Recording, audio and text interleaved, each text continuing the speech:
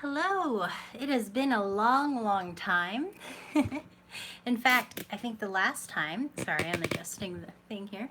I think the last time that I went live, I had short or long hair. So it's been a very long time since I've actually gone live. And sorry, as I'm fiddling around trying to figure out the best angle for here, but yeah.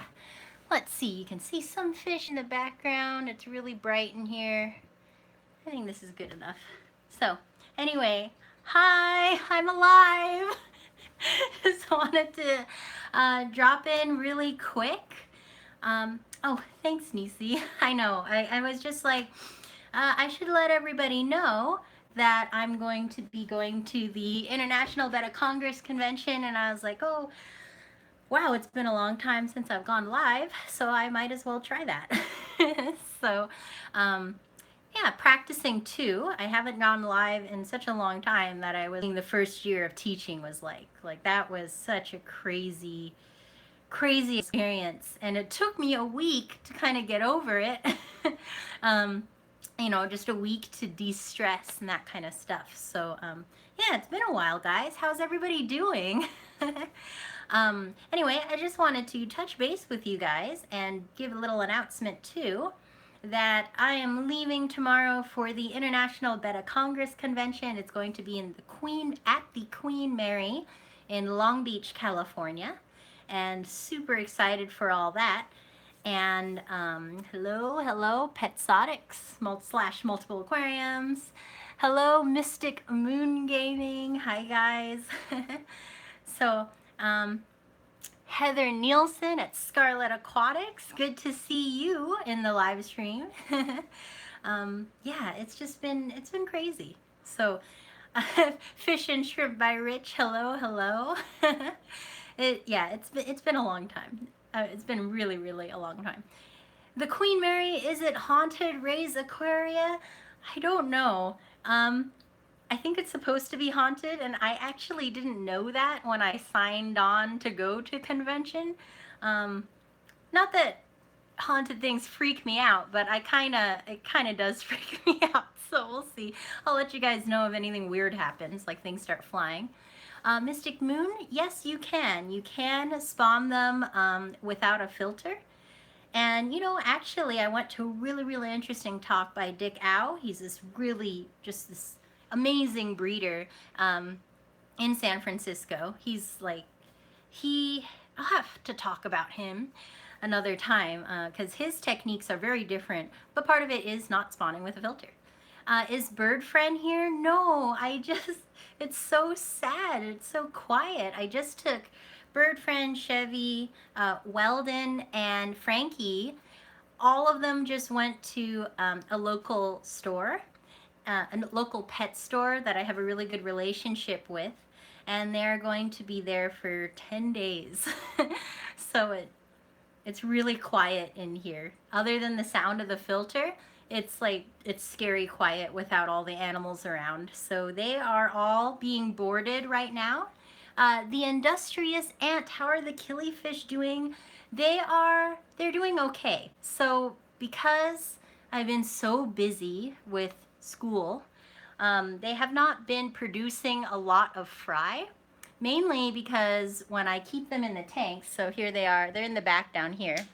You can see all the plants are fine. There's a lot of algae, but when they're in the tanks and I'm not in there like having a really big hand in the raising of the fry, I have a feeling a lot of the eggs and fry are getting eaten, which unfortunately is a consequence. So I'm experimenting, and I'll talk with you guys about this on a later video, but I've been experimenting with really crowding the tanks with lots, it's hard to see, with lots and lots of plants. So you can see this tank is like stuffed with plants, like front and back. I have just been, hey Puff, I have just been stuffing these tanks, you can see, with plants. And every time I look in there, I think there's a few more in there. It's the permanent setup that a lot of European breeders use. Basically, they have a super thickly dense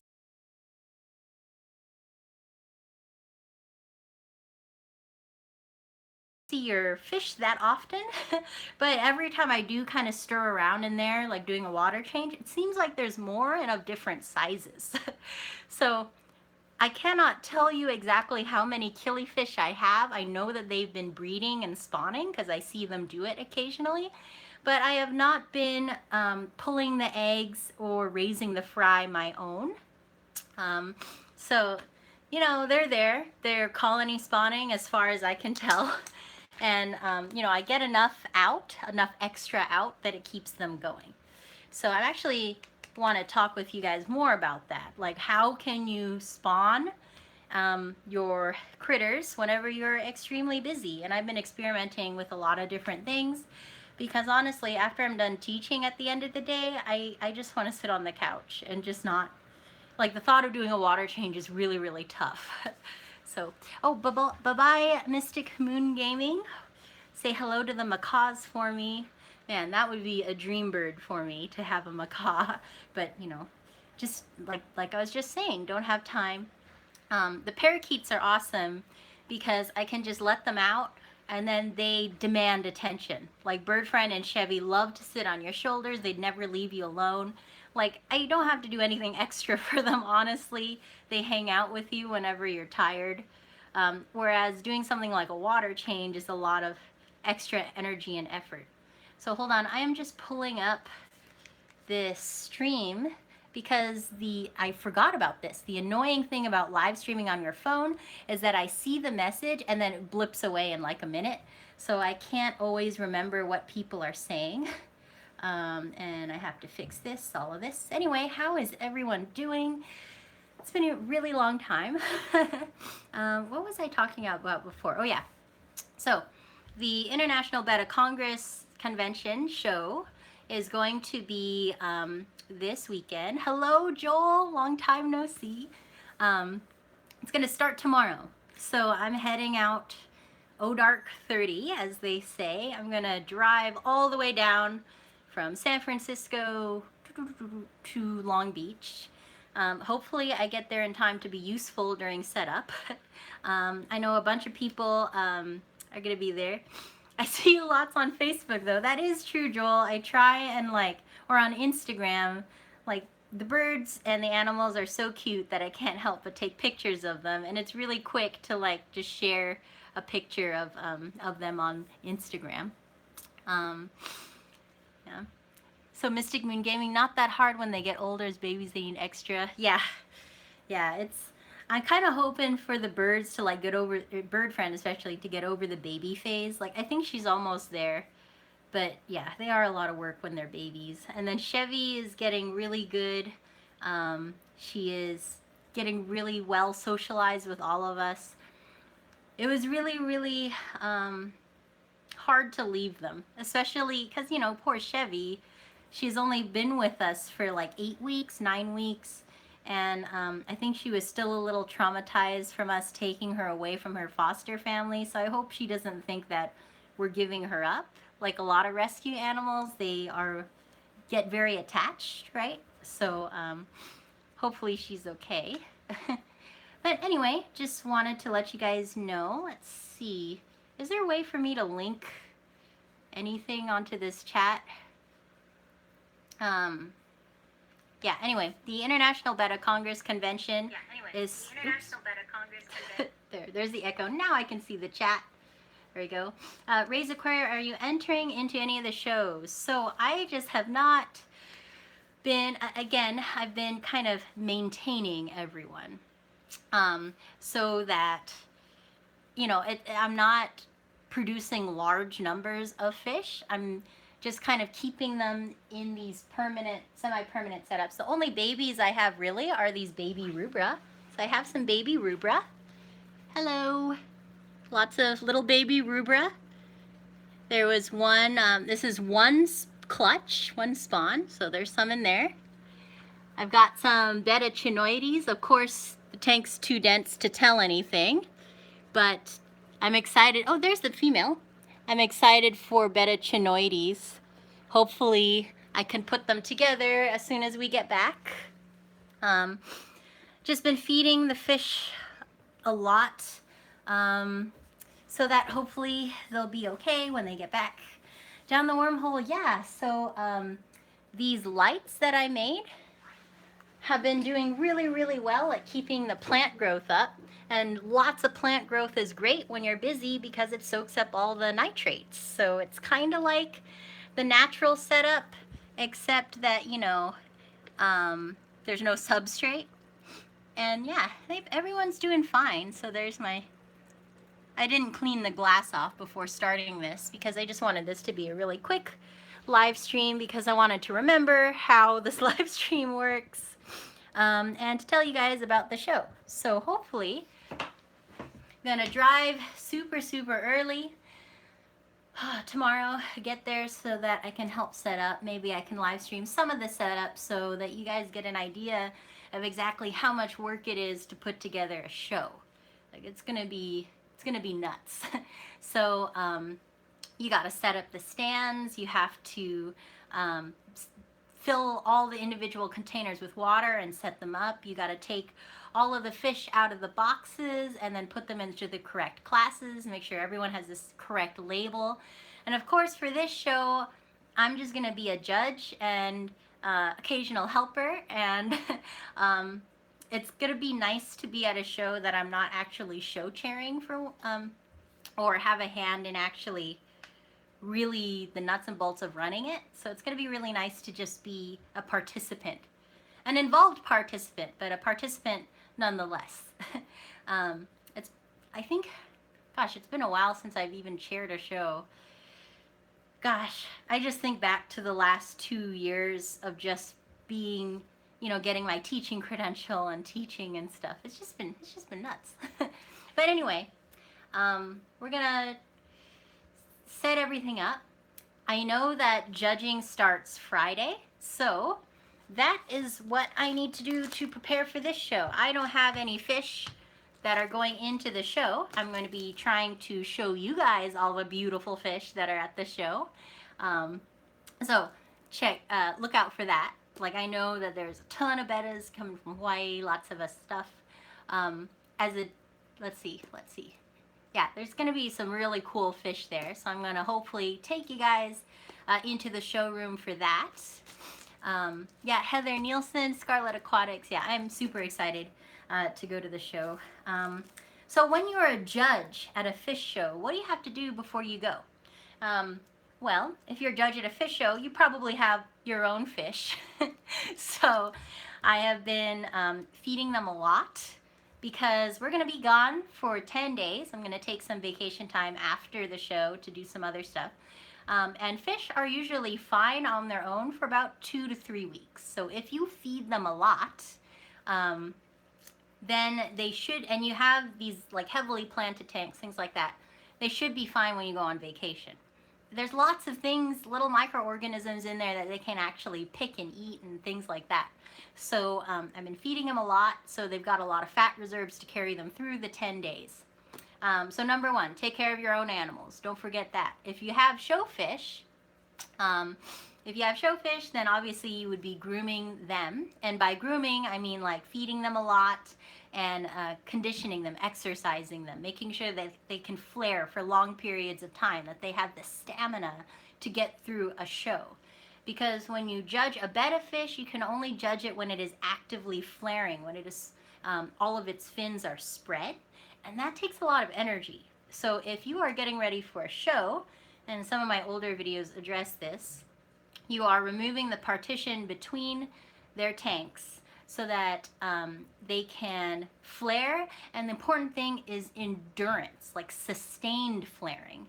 And I mean, sometimes we have hundreds of fish at these shows that are all competing against one another, and you as a judge are trying to get through them as quickly as possible, but that does not eliminate the fact that these fish are going to be flaring at one another for far longer periods of time than they ever would be at home. So, and it has to be a sustained, energetic, aggressive kind of flare too, not just a, it's got to be a really, really big flare display in order for us, the judges, to be able to judge them fairly and accurately. So your fish has got to be able to do a sustained, energetic flare for 30, 40 minutes at a time.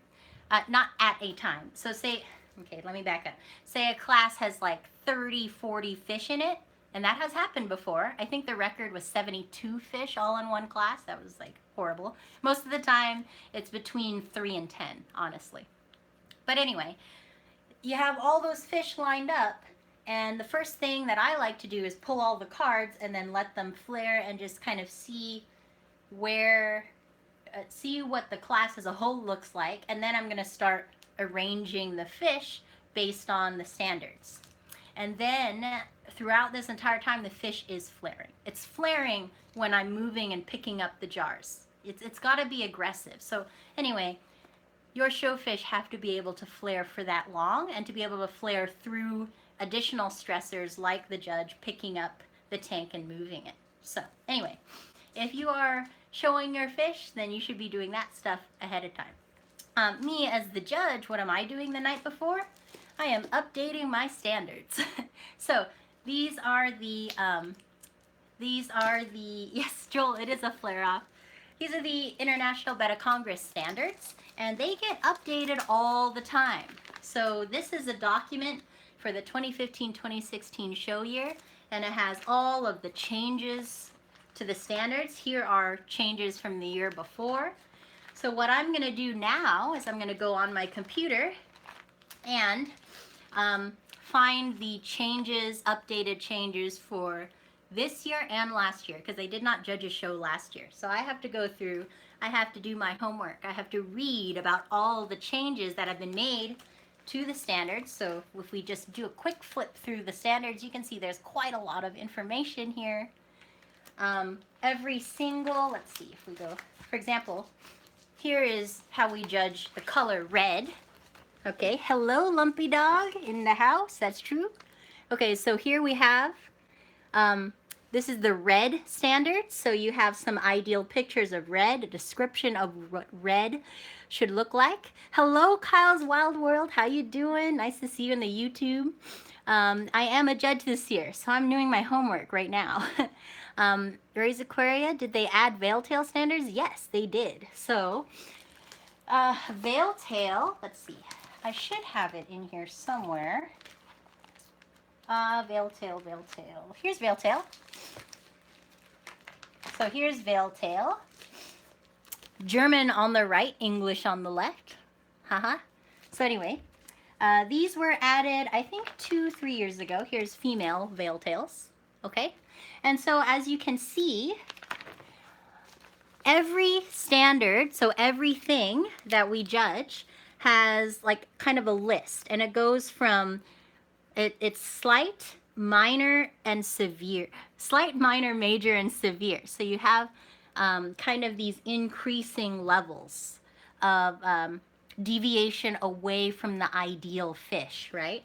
And so here is the veil tail, right? And then these faults. These are lists of faults that bring the fish away from the ideal standard fish, right? The ideal fish, the truly beautiful ideal fish, probably doesn't exist, right? What we judges do is we try and find a fish that is closest to ideal that is on the bench, okay? This is different. This is called the least faults judging system, right? The reason that we use the least faults judging system is that it's faster than trying to, some like killifish judges, they actually score each individual fish and each individual fish pair out of 100. 100 being that perfect ideal pair, right? For us, we do the least fault standard, which means that when we look at a fish, when we look at the fish on the bench, we're trying to find the fish in that class that is the closest to the standard, okay? That has the least faults out of all the other fish. Second place would have the least faults second out of all the other fish, etc., etc. So we don't go through and create a scorecard for each fish. We go through and try and add up the faults of the fish and, you know, award the one that is at the show with the least amount of faults. It is very judgy. Yes, it is very judgy. But I don't know, you get a feel for it.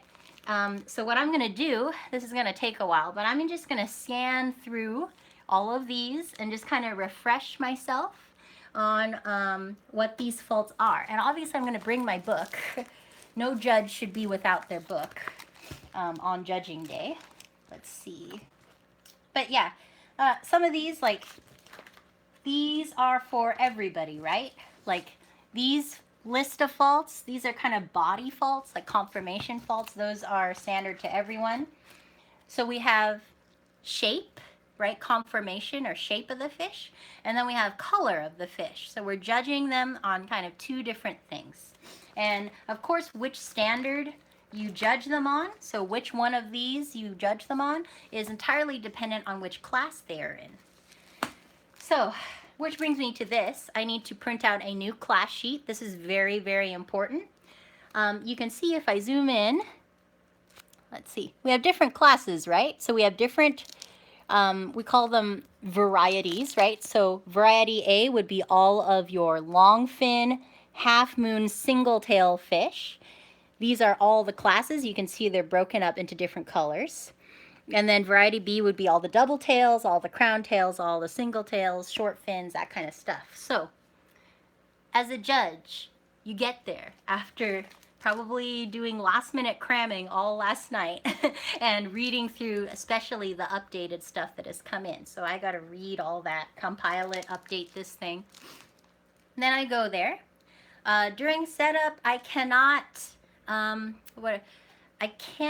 obviously see who sent in what fish. And so my part in setup is actually going to be extremely limited. Once the fish are anonymous, then I can go into the showroom, but I cannot see which fish come out of which box. Because obviously the names of the person is going to be on the box and then the fish and that kind of stuff. So I cannot help with that part.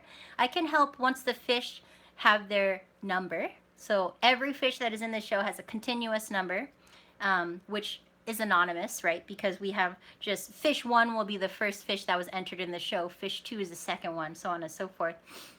And once they're anonymous, then I can start helping. So what's probably going to happen is I'll get there, I'll help set up the stands and like do something like fill in the water.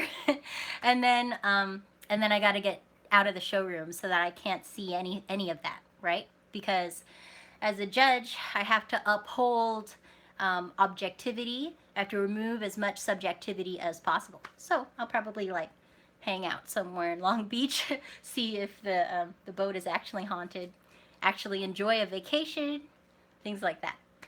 Then, once the fish are anonymous, then I can go back into the showroom. We start to, in the morning, so judging is going to start on Friday, so I'll have a little bit more time to cram.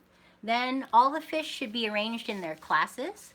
The first step as a judge is a lot of the times there are breeders that send in fish and they don't know which class it goes into. I mean, that makes sense, right? There are, let's see, this is from 2017. There were 51 regular classes, 3 trial classes, 2 wild classes, a bunch of new breeder and purchase fish classes. There were 63 total classes in this schedule. And I have to see what has changed. Yeah, it does take a lot of training to be a judge, Joel. I'm sure you could do it. Everyone can do it. It just takes time, right? Anyway, sorry. Everything is going to be arranged in the classes, but sometimes a breeder will send a fish that they don't know if it's going to be in the class. Christ. I will actually be walking over there after I explain this part because I need to bag them up. But yeah, I can show them. There's going to be a carnivorous plant show actually in August that I'm going to go to. I might try sending a carnivorous plant to a plant show. I've never done that before, which will be cool. But if I did try to do that, I would be in the exact same situation that people that are new to breeding the show bettas would be. Like, I don't know which class it goes into, right? There's 63 different classes. And so when you get there, there are usually a ton of fish that the breeder would have put like a question mark or I don't know where this fish goes, right? And that's cool. So there's usually going to be 1 or 2 judges that go through and try and figure out quickly where that fish would do best in the class, okay? So it would be horrible if every single person that sends fish did that, But thankfully, most people, get a feel for what their fish, which class their fish does best in after a couple shows. So we're going to take, yeah, so then we're going to put those fish that the breeders were unsure of, and put them into their classes. And then you get assigned randomly a bunch of different classes to judge. Now, if I was showing, then obviously I wouldn't be able to show classes that had my fish in it. So, but since I'm not showing any fish this year, then I can show and judge all of the different classes. So then you judge as many classes as you can, and then all of the classes that got first place in their, or all of the fish that got first place in their individual classes, then go up for best of variety. So all of the different longfin half moons, for example, would compete against each other, and you can see there are 19 classes of longfin half moon. All the first place of all these fish, or all these different classes, would compete with each other to get best of variety. Hey Charles, nice to see you again. I know, I'm just trying to go as quickly as possible. So all the first place fish from these 19 classes will compete to get best of variety, and then all the best of variety fish will compete to get best of show in their group. So we have a best of show in regular, and then a best of show in purchased. So the nice thing about not showing your own fish as a judge is that I now get to help judge all the way to best of show. Because if I were showing any fish, I would be precluded from judging anything better than best of variety, because of the chance that perhaps one of my fish won their class and would go on to compete in best of variety and best of show. So in that sense, it's really similar to dog shows. Like dog shows also have their own classes, and then like all of the best working dogs will go for the working one, and then all the different dogs from the different groups, like the toy groups, the working groups, that stuff, they'll all compete for best of show. So very, very similar in the Betta world. So I have to go through and quickly, refresh, remember, figure out all of the different changes and all of the show years. Remember all of these things in order to get ready for the show. So anyway, that is how I'm getting ready for the show this year. My animals are all at the Animal Connection.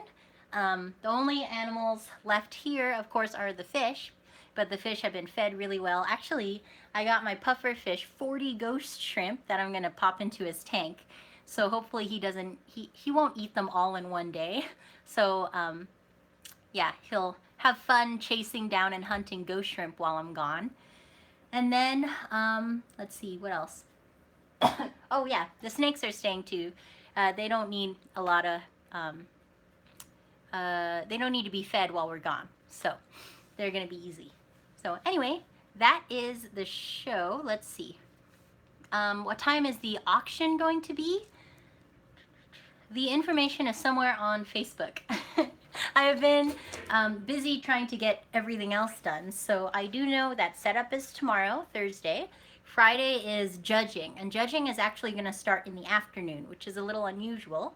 Most of the time judging starts in the morning, but I guess there's going to be more time for setup Friday morning.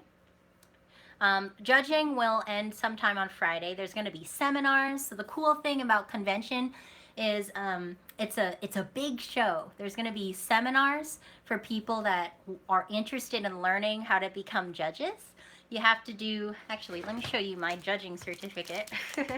Oh yeah, in order to get this bad boy, the judging certificate, right, you have to do minimum a year of training, right? And one of those things, let's see if I even have it, might not, maybe I turned it in, is you get a sheet and you have to basically get a bunch of signatures by doing a ton of different things. Yeah, I think I must have turned mine in. Why did I turn it in? I know I made a point of not turning it in. Anyway, you get a sheet that you have to fill out over the course of a year, up to 3 years. Basically, you need to go to 3 different seminars that are going to be held at the show. These are like hour-long seminars, basically introducing you to these standards. And then you have to judge, oh, here it is. So I had to fill out this thing. This is, oops, let me cover this stuff up. This is the Apprentice Judge Program application. My name and stuff is up there. But anyway, you have a bunch of signatures that you have to fill out. You have to complete 3 different seminars and have it approved by the judging chair. And then you have to be apprentice judge at 3 different shows and conventions. So there may be people at convention, and I believe there's going to be 12 or 13 judges at the show. I don't know how many of them are going to be apprentice judges. Basically, as an apprentice judge, you follow around another judge and judge the class with them and learn with them and that kind of stuff. Then after that, at convention, the next convention, you need to do a visual test. And that is, you basically get a class and you judge it and you explain it to a judge. And then your placings have to match the placings of whoever is testing you. And obviously they can't help you, right? The visual test and then the written test, which is multiple choice. Actually I want to share this. Let's see if I can cover everything up. Ugh. Can I hold this? Yeah. I got, you can see over there, 98 out of 100 on my written test, which is a multiple choice test basically on the standards, right? And then you finally get your data, your certification. And then you get the pretty, this pretty foil thing saying that you can now judge. And then you have to judge at least one show, I think every 2 years, in order to keep your judging status. So it's important to stay as current as possible with the standards, because as I just told you guys, standards change frequently.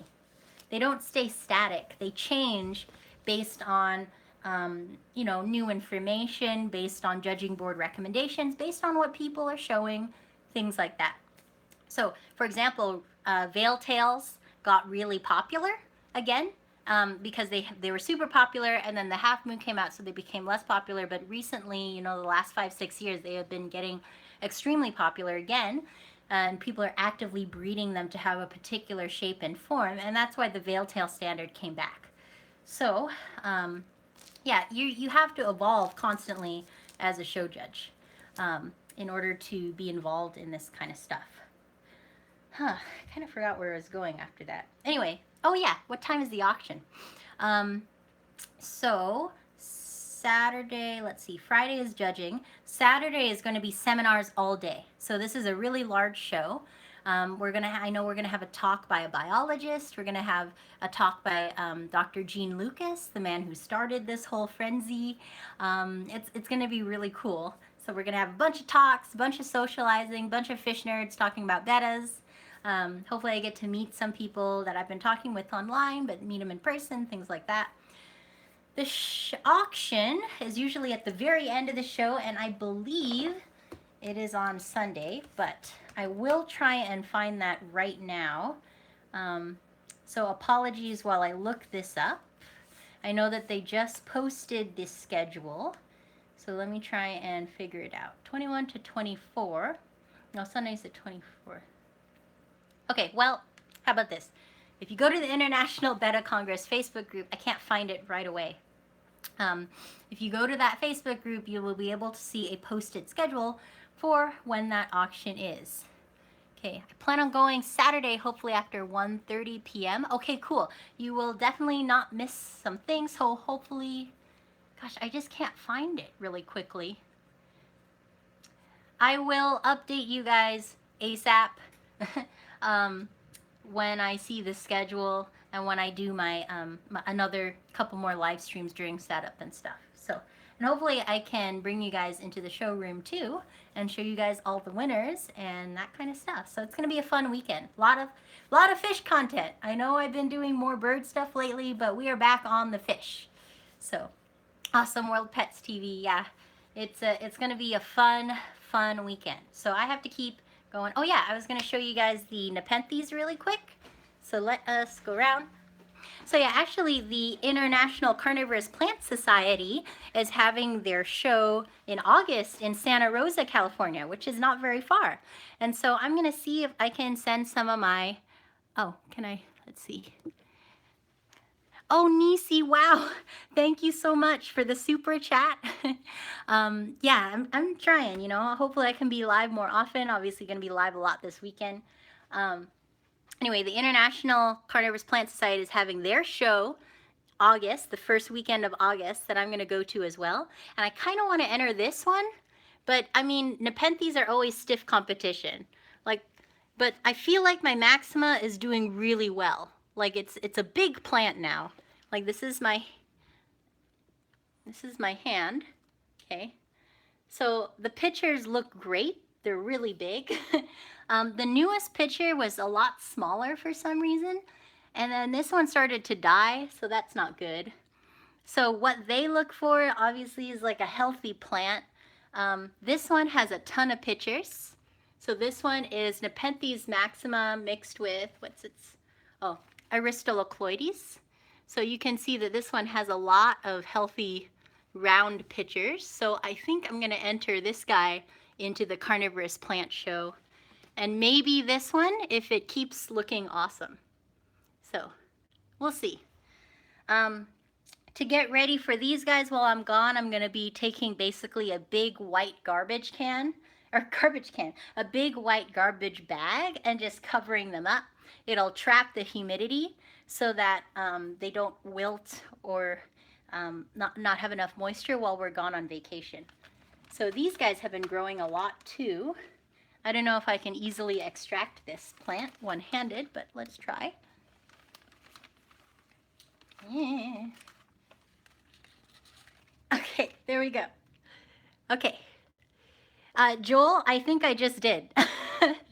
But it's okay. It goes, as long as they have enough moisture, the juices regenerate or reproliferate or whatever the proper word is. This one, I love this one. Nepenthes jamban. I got it as a baby. Like, isn't that cute?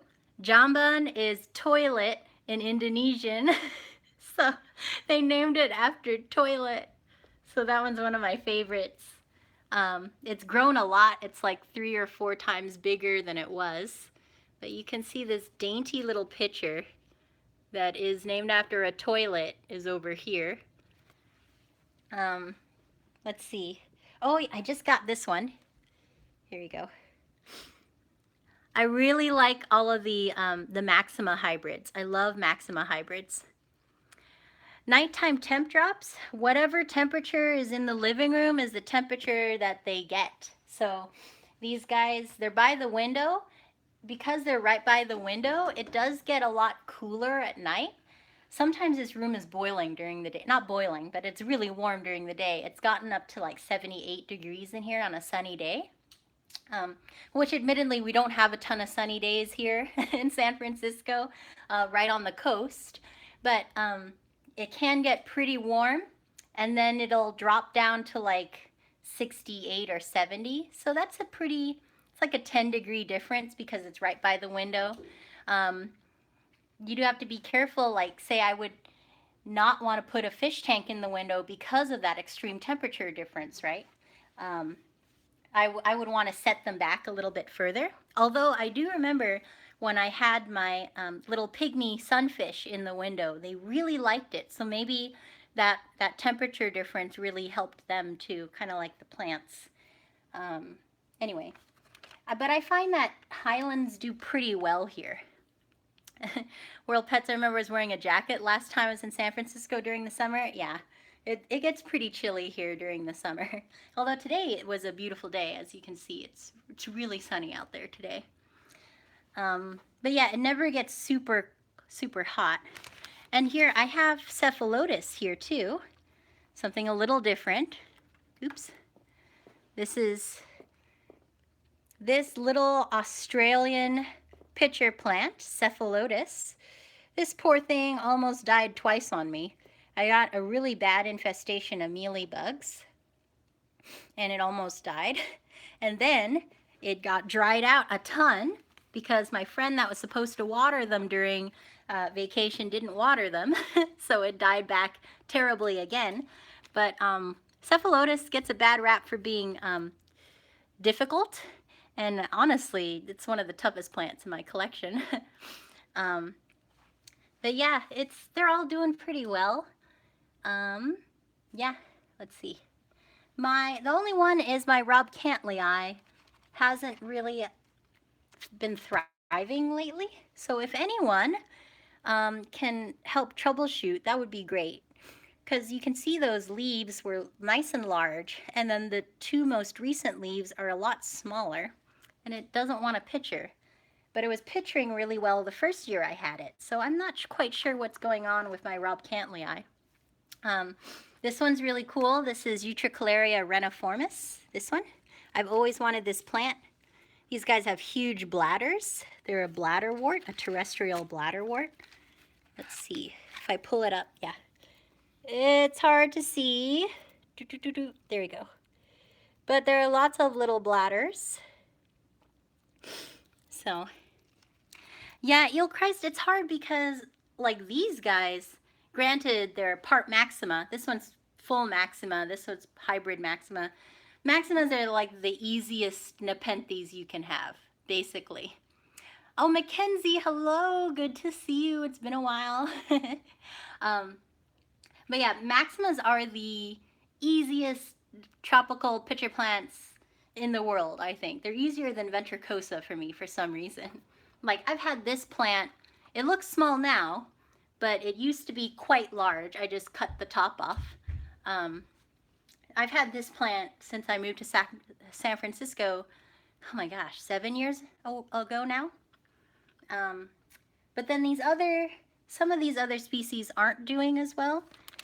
For me, the Highland nepenthes do well in my living room. Like, again, Jambon is doing, there we go. Jambon's doing really well. I got Lowii in here. Lowii is a really slow grower. Gosh, it's hard to angle it properly. Anyway, Lowii is in there. It's doing really well.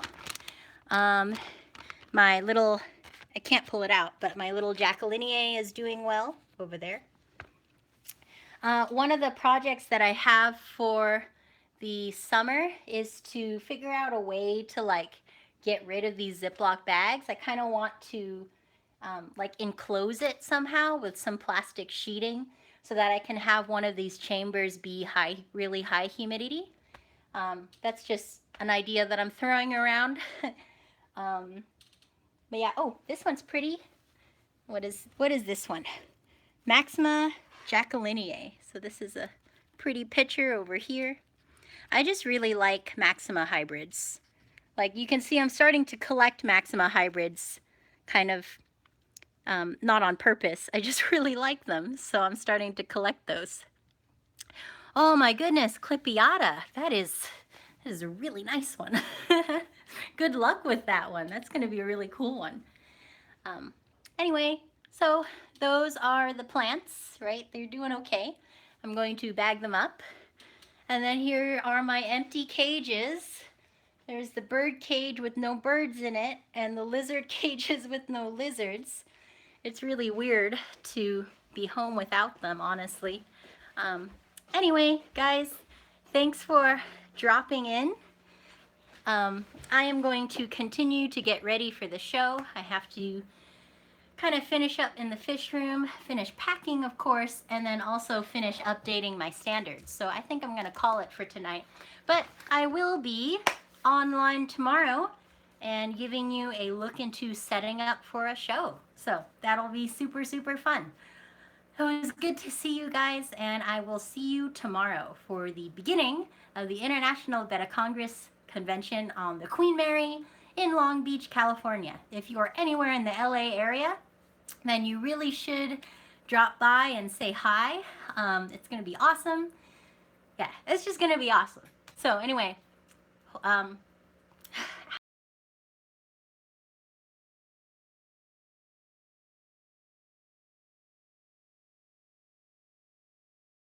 see, I can't even remember how to stop this. Okay, bye guys.